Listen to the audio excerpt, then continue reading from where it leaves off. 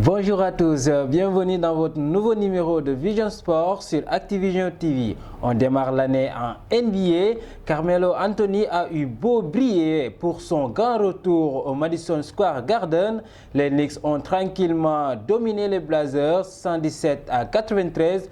Le duel tant attendu entre Orlando et Washington a tourné à l'avantage des Magic après la saison, mais ils ont peut-être perdu Jonathan Isaac pour plusieurs semaines, voire plusieurs mois. Milwaukee s'impose à 106 à 104 face à Minnesota de Gorgui Dieng avec 32 points et 17 rebonds. Giannis Antetokounmpo. Les Wolves, pourtant privés de leur star, ont eu la balle de match. On enchaîne avec le journal du Mercato. En partance depuis quelques mois, Moussa Konaté va de nouveau faire parler de lui lors du Mercato hivernal. Selon nos informations, Brighton s'est renseigné ces derniers jours auprès d'Amiens sur les conditions de transfert de l'attaquant de 26 ans. Le club Picard aurait fixé un montant autour de 10 millions d'euros pour son homme providentiel. Tout le contraire de son compatriote Diafra Sakho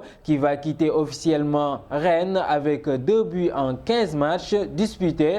Très peu performant depuis son arrivée à Rennes, le club breton a diffusé sur son site internet un communiqué qui fait part d'une résiliation d'un commun accord du contrat qui liait les deux parties prenantes jusqu'en 2020. On enchaîne en Angleterre. Tottenham sait qu'il sera presque impossible de garder Christian Eriksen. Le Danois a des prétendants dans toute l'Europe.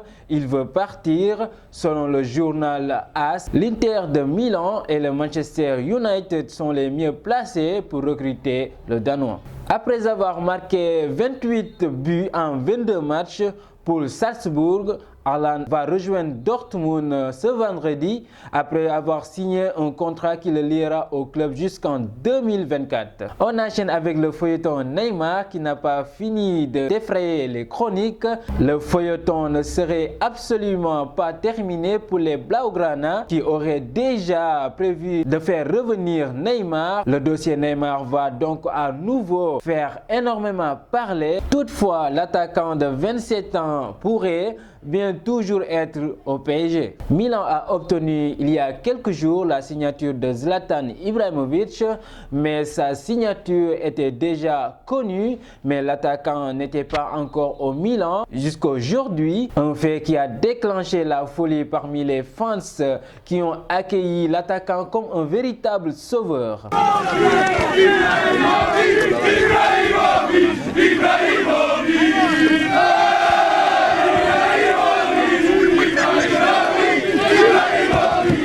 On continue en Angleterre où José Mourinho défraie les chroniques.